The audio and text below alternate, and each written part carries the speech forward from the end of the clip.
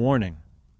The following scenes may contain references to power pages and portals which some listeners may find disturbing, especially if you've struggled with poor training in the past.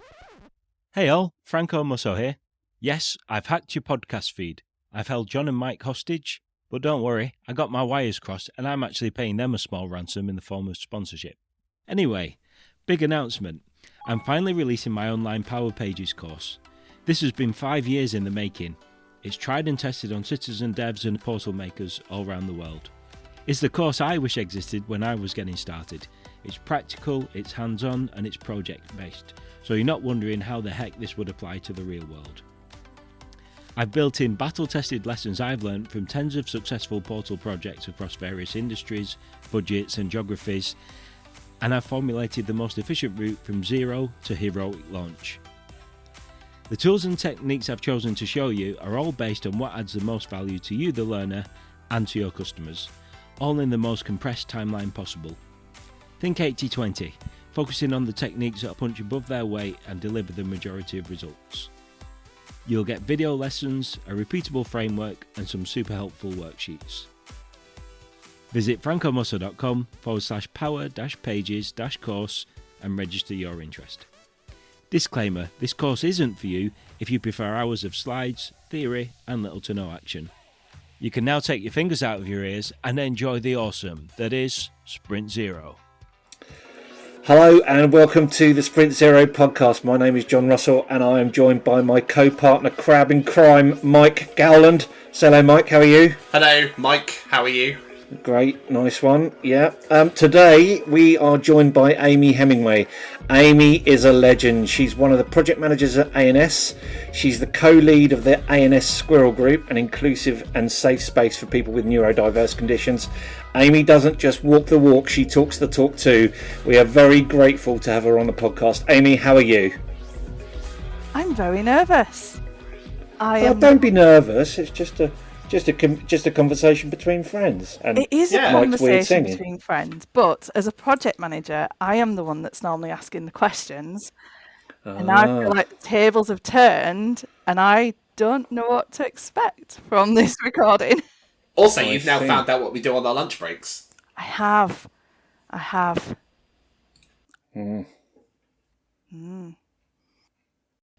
So, Amy, first things first then. How did you get to where you are now? So you're a project manager at ANS Group. What was your journey into that space? 'Cause I think this might be the first project manager we've had on the podcast. So it's interesting. I didn't take the traditional route into tech. When I was leaving school, I actually was told by the careers advisor that I'd make a really good hairdresser, which I know if you know me, you would laugh at because I have a lion's mane for hair and I aren't a girly girl. So I did 2 years hairdressing, 2 years beauty therapy as well, because, you know, you need to have those skills in your life. I did work in a salon for a little bit, which I think is sort of like the first touch point I had with customers. But then I needed to get a serious job, so I started calling bingo. Clearly that is a serious job for all the bingo callers out there. Big, heavy customer service role, as you can imagine. And then, I wanted to leave home, so I decided to get another serious job, and I became a PA at a construction solicitors, and that's kind of where I got into the office environment. I worked there for quite a few years, and then there was the construction crash, as we all know it.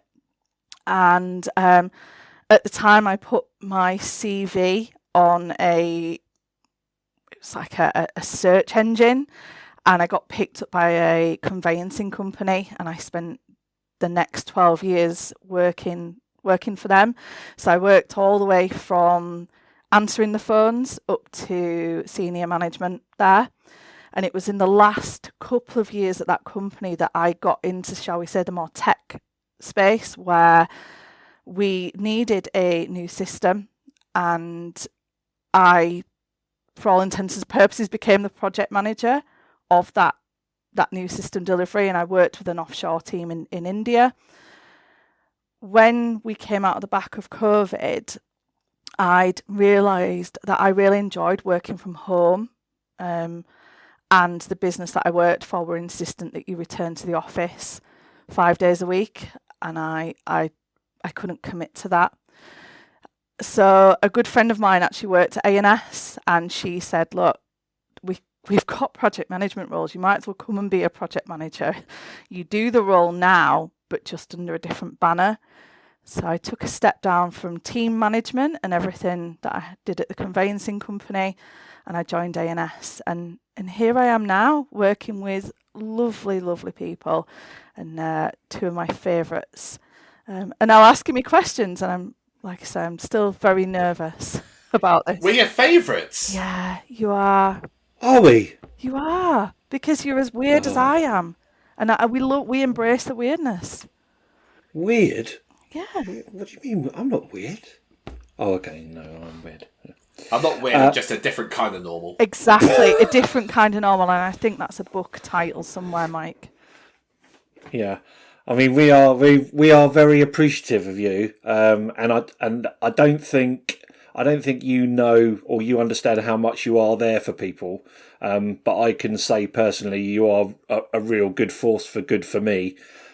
We talk about you quite a lot at home. Actually, you're as you know, you're my work wife. Katie is very aware of that, and she's also very thankful that you are my work wife. Excuse me. I thought I was your work wife. No, you're my work husband. Oh, yeah. Remember? Right. Yeah, you're male. Yep. Okay, great. Well done. So, Amy, we spoke recently on Sarah Jones' VRT about ADHD, and for the people who weren't there, I think I recognised how much you do for others, and I hadn't really heard you, when you were talking about like agendas and, the organisation side of things. So can you just go into detail about your background with helping neurodiverse people? Because I think there's a personal angle to it as well that I think would be good to explain. Yeah, absolutely. And it was great to be on the VRT podcast with Sarah and to chat about that. The reason why I champion so much for neurodiversity is my daughter, who is 11, has a diagnosis of autism and ADHD. And I think when you get a diagnosis like that, no one gives you a manual, no one tells you how to behave, no one tells you how to parent. And you can read as many books and blogs and watch as many YouTube videos and TED Talks as you want. But when it comes to managing that situation at home, it's really hard. When we went through the process with my daughter, my husband also identified that a lot of the traits that we were discussing and looking at also related to him, and he then got a diagnosis of ADHD. So I have two neurodiverse people within my household. Again, it's different when you've got somebody that's had a later diagnosis in life as an adult, then trying to look at all the reasons why that happened to them and why they now it answered a lot of questions for my husband, why he potentially had been written off for certain things, why he behaved in a particular way, and as an outsider to that, it is really hard to understand what's going on in their brains. But I wanted to ensure that people such as the Squirrel Club members, they did feel supported, because a lot of people have recently had that diagnosis in later life, and I felt like I could offer that support. But also, I think for somebody like myself who's neurotypical, managing people that are neurodiverse, again, it comes back to that household. You don't get a manual for that. But if people like me can say on podcasts such as this, look, it's the simple things. It is the adding an agenda to a meeting, telling someone if they're optional at that meeting and required. Having the call debriefs, I think, is one that I have had people reach out to me since and say, I didn't realise you did that for that reason, but now I understand it and I'm thankful that you do that.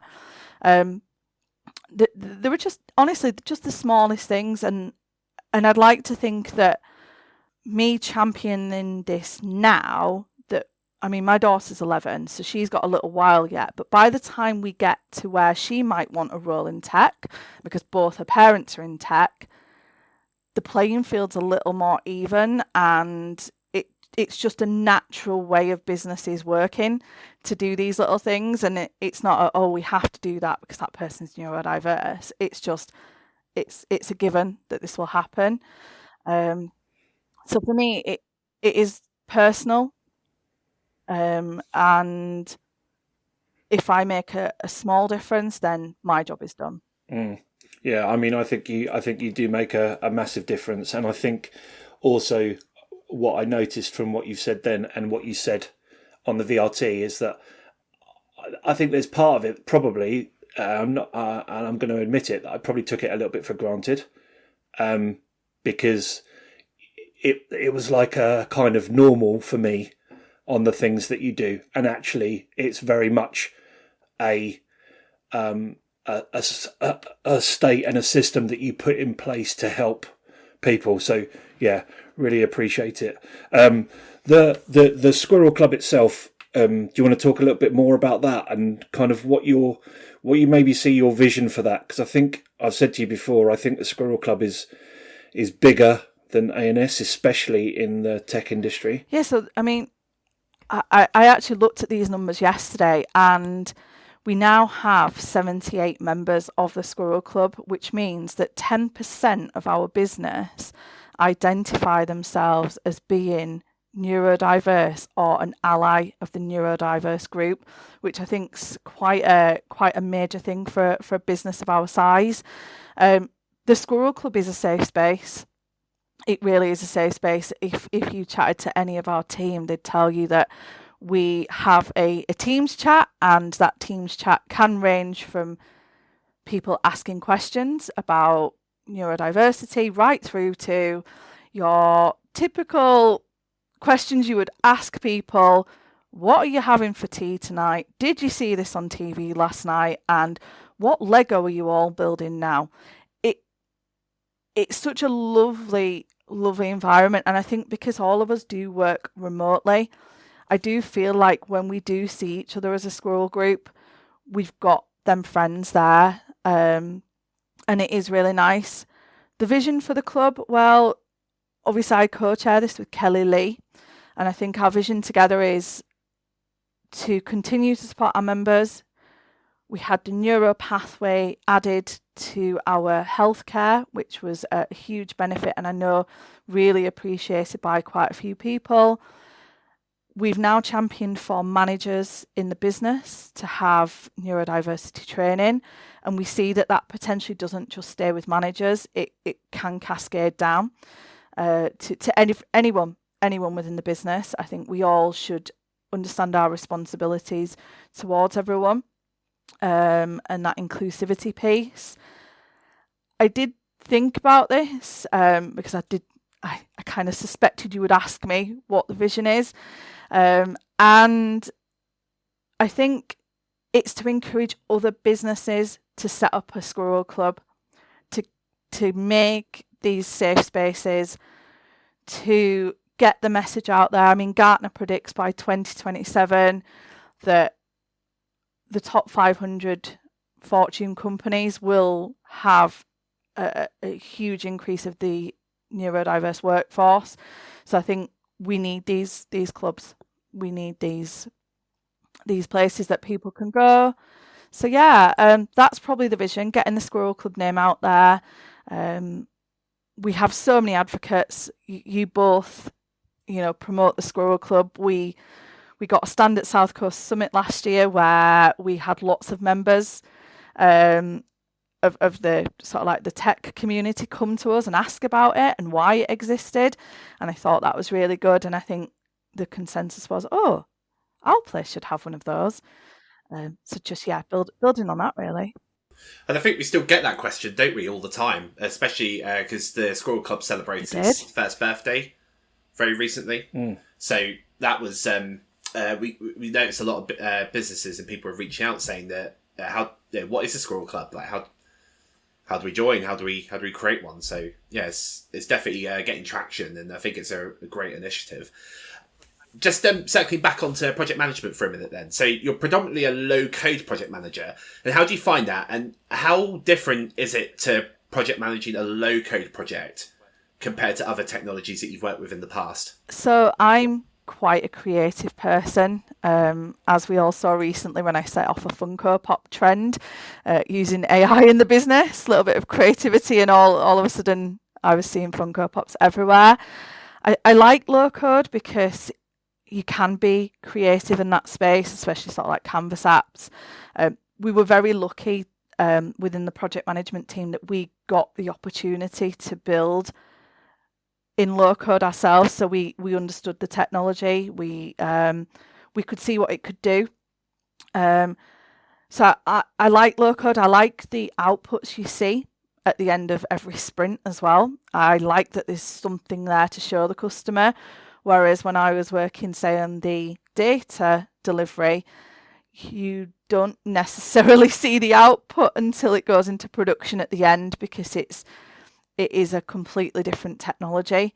I do like when the data teams and the low code teams come together, because I've got lots of friends over the different platforms. So I do like seeing that. Yeah, low code for me though is where it's at.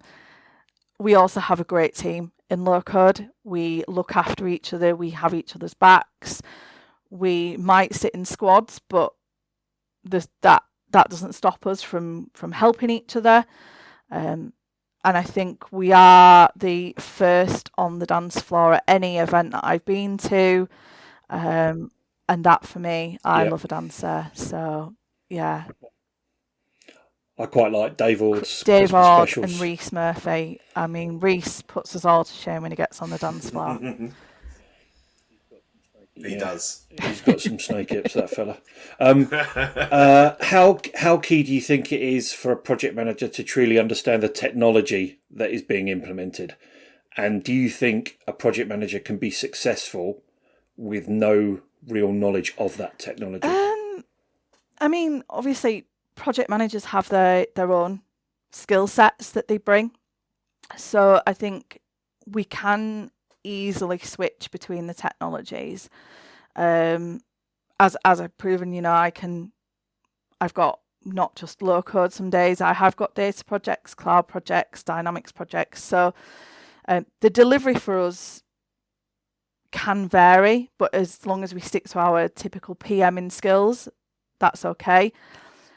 I think it is helpful to understand the technology though when it comes to speaking to the customers, because it kind of, you sound like you know what you're doing. If you say, oh well, I've seen that your model driven app's doing this now, do you understand that? And you can support them better if you also understand it.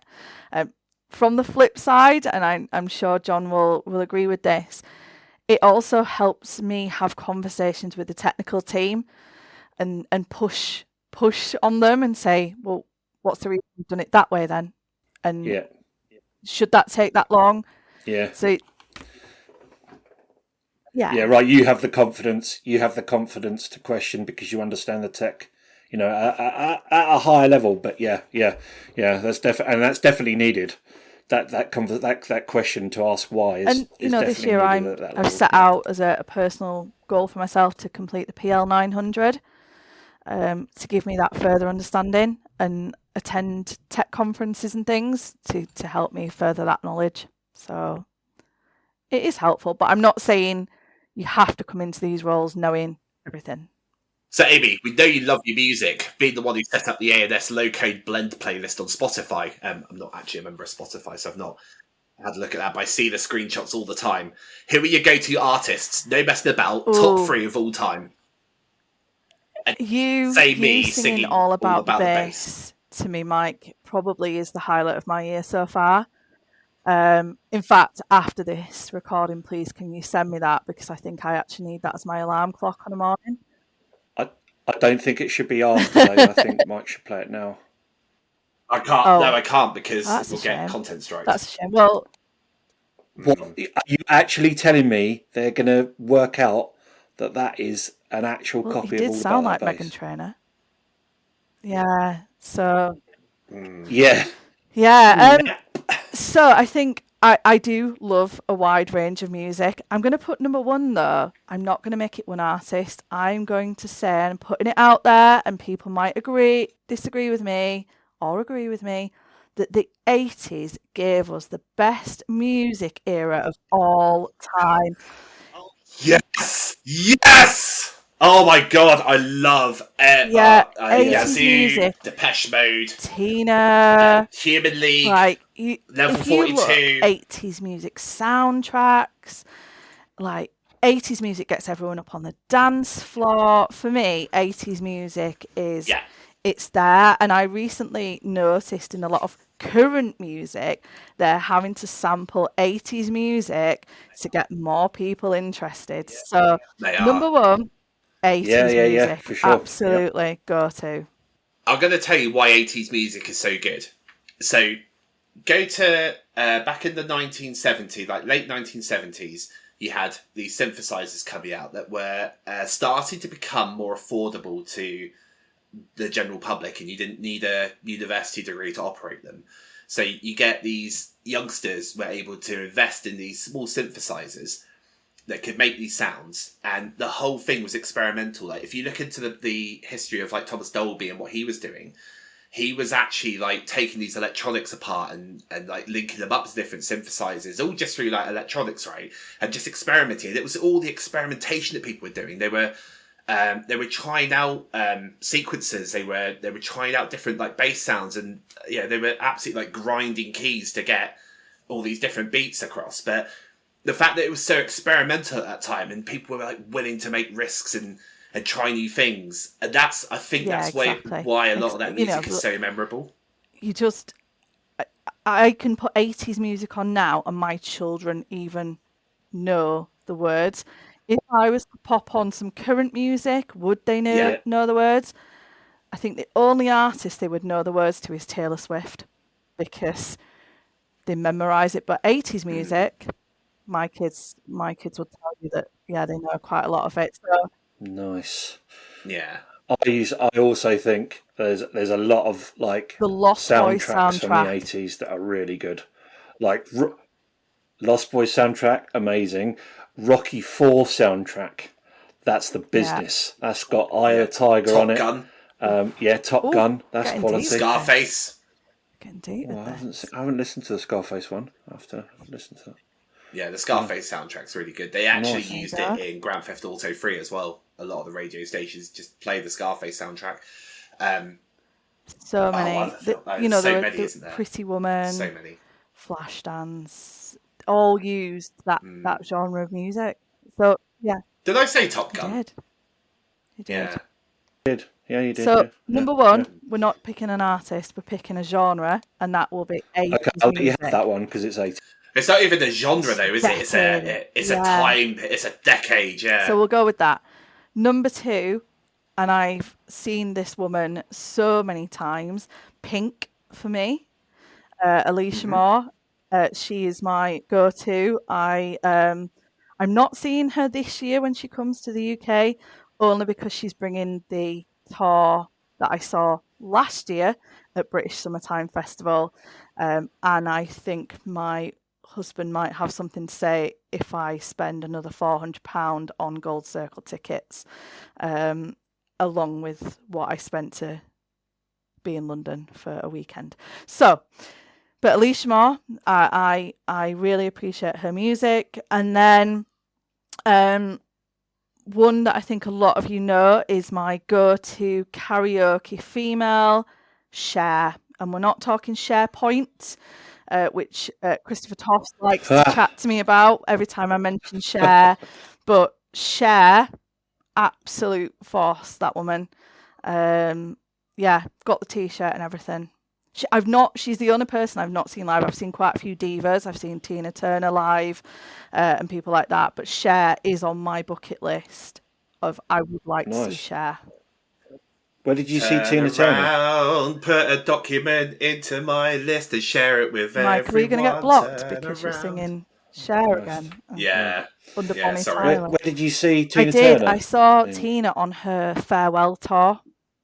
It's quite a few years ago now, and sadly she's no longer with us, but it's the only concert I've been to where halfway through she took a 30-minute interval and came back out looking pristine. She'd gone off quite a hot mess, and then she'd come back on and she was pristine, and she came on to Thunderdome, the big blonde wig.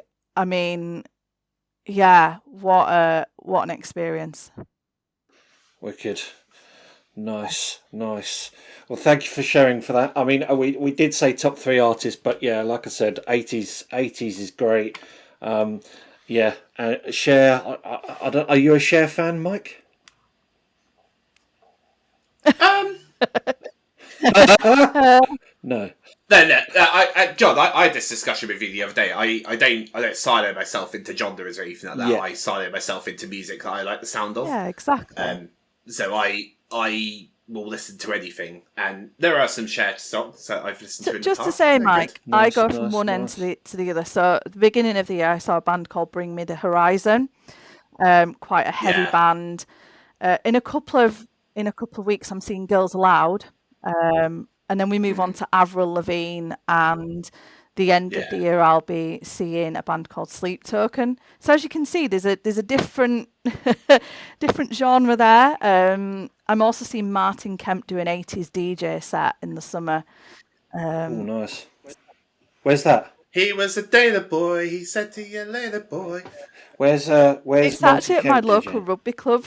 It's a Is it? covers. Wicked. It's a full Saturday event, but it's a covers thing. But Martin Kemp at the end is doing an 80s DJ set. Nice. I'm a bit the same as you though, Amy, because I've been to see Rammstein, Black Sabbath, Wow. Deep Purple, Cradle of Filth. I went to see as well live. Craig but David? Also, well, Craig David as well, and my wife bought me tickets to see the Cause when they toured. And they're last. touring again this time. They're touring Are again. they? Back, Mike. Right, I'm going to cancel the Taylor Swift tickets. Are you going to see Taylor Swift, Mike? Oh. No, we're not. I'd like to take the girls to see Taylor Swift. Yeah. I think they would. Just put Disney love on it. for them, John. It's 3.5 hours. It's fine. Yeah. I know. Yeah. I tried to put that on the other day. They weren't having any of it. So after me making Mike uncomfortable with my, do you like Cher comment, it's now time for. No.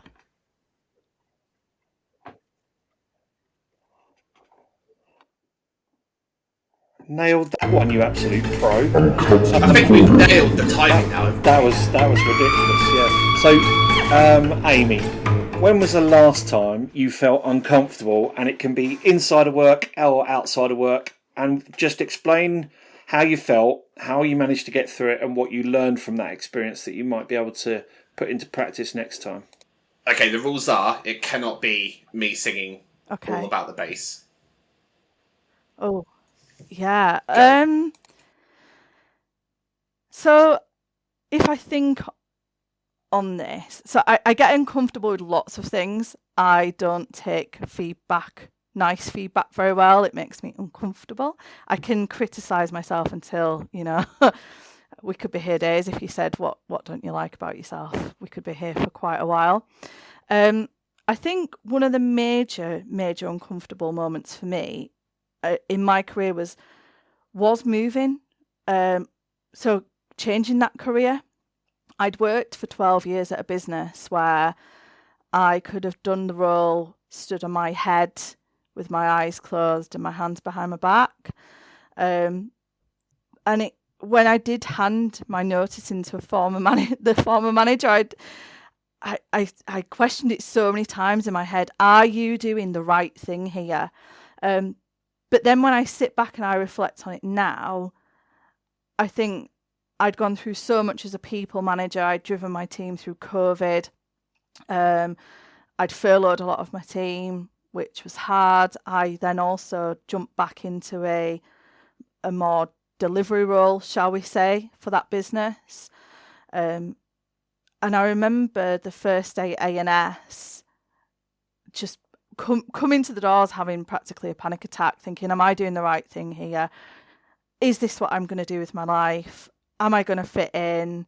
There were so many questions. It comes back to something that I know Dan Barber speaks quite passionately about, of imposter syndrome. And I know you had him on the other week and I listened in, and the conversation he had there. And I did probably for the first 3 months still sit at my desk thinking, what have I done? What have I done? But now, when I'm nearly 3 years at ANS, when I look back, it was the best thing I ever did for my own family, for my mental well-being, for the better balance in my life. You know, I would work until late in the night completing PDRs and things for my team at the time, and now I just have to worry about doing my PDR, and not everyone else's. So yeah, for me, it was uncomfortable. I did question it. Is it the best thing I've done? Absolutely, because I now work in a team where I'm accepted for being Amy Hemingway, not Amy Hemingway the manager. I still manage quite clearly as a project manager, but not in that other element. I'm not going to have to sack anyone tomorrow, shall we say. So if I could look back and I could speak to the person 3 years ago, I would say, you're doing the right thing. You will learn a lot from these people. And it's brought me to people such as yourselves. And this, would I, even a year and a bit ago, would I have contemplated standing up in South Coast Summit and giving a speech? No. Would I have contemplated coming on a podcast? No. So it's that confidence that you guys have given me, and that belief in myself that I can do anything, and that even at a later period in my life, you can still change careers and it can work out for the best. I think that is two-way though, just to say, you know, I think you give a lot of confidence. I mean, I'm not speaking for myself, but you give a lot of confidence to me. So I know you don't take compliments very well, but you do. And, you know, I know you're always there, and I just have to make sure that there's someone there for you as well, because I think you are like that with quite a lot of people, at home and at work. And it maybe can be quite a lot, because I know that I can be quite a lot at times. I think it's something Scotty Mills said recently when we saw him. I will lead my men and women into battle, but then when it comes to take the credit for it at the end, I will happily push you all forward, because you deserve the credit, because I am the smallest piece in this puzzle, and you have gone and built things and you've dealt with the customer, and so that's why I don't take things compliments very well. Because I'm more about the people that have actually done the work. Spoken Thanks, like a Mike. true leader, that. Yeah, definitely. Would you ever be a people manager again? I'll never say never, but I enjoy being in the trenches with everyone else. Yeah, same here. No, I have to agree with that as well. So, I think that's all we've got time for this week. Amy, thank you so much for being a guest on the show today. You can find Amy Hemingway on LinkedIn. Links to resources mentioned in this episode will be in the show notes. Music today was provided by our good friend Ken Like Fit. You can find his music on Spotify, the link to which you can find in this episode's show notes. Additional music used in this episode is credited in the show notes. Without a Spotify premium subscription, I don't actually know what his music sounds like, so could somebody let me know? Yeah, it's good. Be sure to subscribe to this podcast so you don't miss the next episode. We would also really appreciate it if you gave us a follow on LinkedIn, and if you're enjoying the podcast, please give us a review on your chosen podcast platform. Thank you. This has been Sprint Zero, and we've been John Russell. Say goodbye, John. Bye-bye. Amy Hemingway. Say goodbye, Amy. Ta-ra. And I'm Mike Gowland. We'll see you on the next episode. Love you, John. Love you, John. Love you, Amy. Love you both. Love you all. Love you all. Bye. Bye. Bye.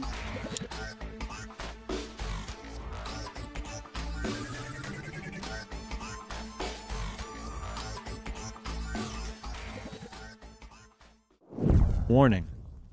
The following scenes may contain references to power pages and portals which some listeners may find disturbing, especially if you've struggled with poor training in the past. Hey all, Franco Musso here again. Quick update on that hostage situation. Hopefully the smell isn't coming across the airwaves. I haven't let the guys use the bathroom yet, so the joke's definitely on me. Anyway, big announcement.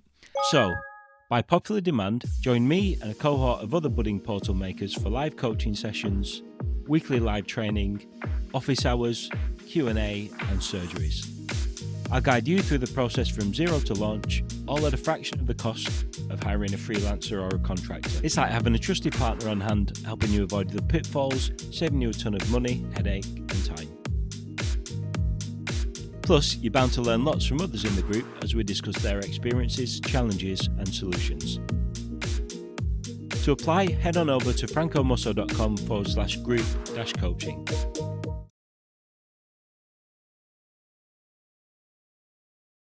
Right, so just go do a soundboard check. So, Amy, can you confirm you can hear this? Yes, I can hear this. Because you know I'm all about the bass, no treble. I'm all about the bass, no... John, can you hear that okay? I'm all about Yes, the great. bass, about the bass, no treble. I'm all about the bass, about the bass, bass. It's pretty clear, I ain't no size 2, but I can shake it like I'm supposed to do. Cause I got that boom boom that all the boys chase. Right, I think we're good. Why did you cut it off before you got to the best bit? And all the right junk in all the right places. I see the magazines working that Photoshop. Thank you. We know that ain't real. Come on now, make it stop. If you've got beauty, you raise them up. Cause every inch of you is perfect from the bottom to the top. So good. Should we get started? Yeah, right, I'm going to pause for 10 seconds then. Yeah, okay. We're a serious podcast here, Amy. Hello and welcome to...